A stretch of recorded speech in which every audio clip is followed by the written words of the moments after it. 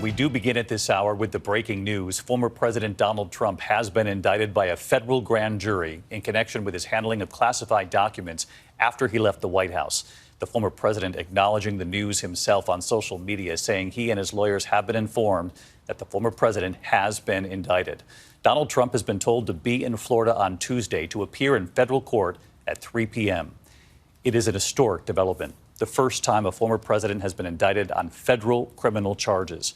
Our investigative team reporting the former president will face at least 7 charges. We are told the range of those charges includes obstruction, willful retention of documents related to our national security, false statements, conspiracy. Again, our investigative team learning that's the range of charges. The exact charges we are still waiting to hear from the special counsel.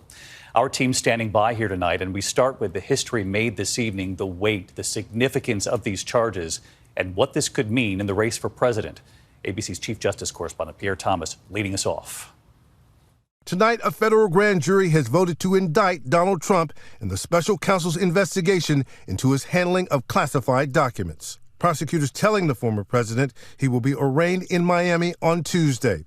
And sources telling ABC News Trump is facing multiple counts, ranging from illegal retention of government documents to conspiracy to obstruction of the government's efforts to retrieve those documents. The indictment marks the first time an American president has faced federal charges. Tonight, Trump reacting on his social media site saying he never thought it possible that such a thing could happen, calling it a dark day. The former president insisting all along he's done nothing wrong. All I know is this: everything I did was right. We have the Presidential Records Act, which I abided by 100%. After leaving the White House, Trump spent months haggling with the National Archives over whether he had in fact returned all government records as required by law. The Justice Department then obtaining a court-ordered subpoena. But when the FBI learned Trump still had sensitive records, despite his team's insistence that they had turned everything over, agents raided his home at Mar-a-Lago, seizing more than 100 classified documents. The shameful raid and break-in of my home, Mar-a-Lago, was a travesty of justice. Trump has argued that he declassified any material that he took from the White House. If you're the president of the United States, you can declassify just by saying it's declassified, even by thinking about it. But Trump's attorneys have offered no specific evidence in court that records were declassified, and prosecutors clearly believe they have evidence that proves otherwise, including Donald Trump on tape allegedly admitting he held on to sensitive material. And so let's get right to Pierre Thomas live in our Washington bureau tonight. And Pierre, you and I were on the air together when this broke earlier this evening. There were questions in the legal world about whether there would be what's called a speaking indictment from the special counsel, Jack Smith, essentially laying out in great detail, in narrative form, what he discovered, why he believes, the special counsel believes, that this evidence warrants these very serious charges, to try to explain this to the American people. And you've learned tonight that that's exactly what the special counsel plans to do? David, I've been told to expect a speaking indictment that will lay out chapter and verse the government's case. The special counsel knows the American public will need transparency given the historic nature of these charges and the fact that we have such a divided nation. David? Pierre Thomas leading us off on what is history in the making here. Pierre, thank you. I want to get right to ABC News investigative reporter Catherine Faulders, who was first with the range of charges when we came on the air earlier tonight. Catherine, you reported at least 7 charges. And again, give us the range here of what the former president is going to face here.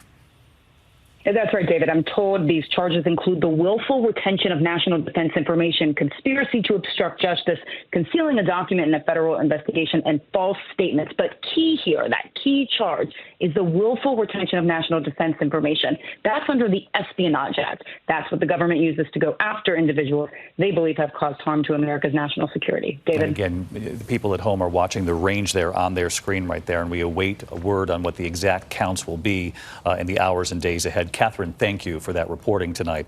I want to bring in ABC's John Zantucci, also on the investigative team here. John, you covered the Trump administration. You've also been in touch with sources close to Donald Trump tonight, with him at Bedminster in New Jersey when they learned the news. They have been huddled for the last couple hours, David. They knew this was coming. I am told the former president is determined, ready to head to Florida to face those charges. And David, even though Donald Trump has written on social media he never thought this was possible, I am told, David, the former president and his advisors were waiting anxiously. They believed any minute this was coming. John Santucci, our thanks to you as well. I want to bring in our chief legal analyst, Dan Abrams, tonight. Dan, two questions for our viewers at home, because we haven't heard from Jack Smith yet at all here, really. Very few leaks from the special counsel. But given the range of charges we just heard there from Catherine, and of course we're being very careful here because we don't have the exact counts, but the range here, what does it say about what Jack Smith believes he has uncovered? Because, of course, he knows the stakes, too, the history made here in charging a former president.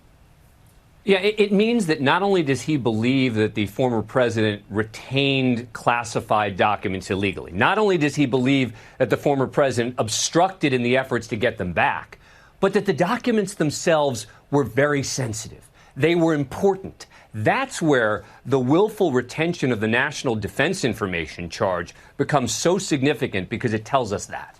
And Dan, the venue here, is there any relief in Bedminster tonight, any relief for Donald Trump that this would appear that it will be playing out in a federal court in Florida? Certainly better for him in Florida. Better possible judges, better possible jurors. No question, if he's given a choice, he'd much rather have it in Florida than in Washington, D.C. All right, Dan Abrams, our chief legal analyst, with us here tonight. Dan, thank you. ABC senior investigative reporter Aaron Katersky is in Florida tonight. He's in Miami, where this will play out next Tuesday with the country watching. And Aaron, you reported here in New York when we saw the indictment play out in Manhattan in the hush money case. But you don't need me to tell you, this is very different. These are federal criminal charges. The stakes are far higher. And what will the viewers, what will the country witness early next week when the former president reports to federal court in Florida? David, when former President Trump arrives here at U.S. District Court downtown Miami Tuesday afternoon, he will be placed under arrest by the very government that he was once elected to lead.